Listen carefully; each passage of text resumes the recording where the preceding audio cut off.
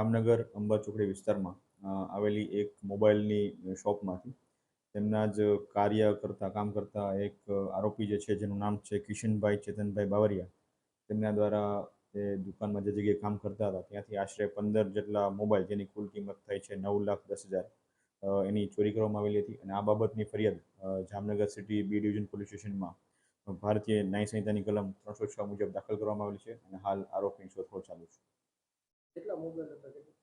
કુલ 15 જેટલા મોબાઈલ છે જેની કિંમત આશરે 9,10,000 જેટલી ગણવામાં આવે છે.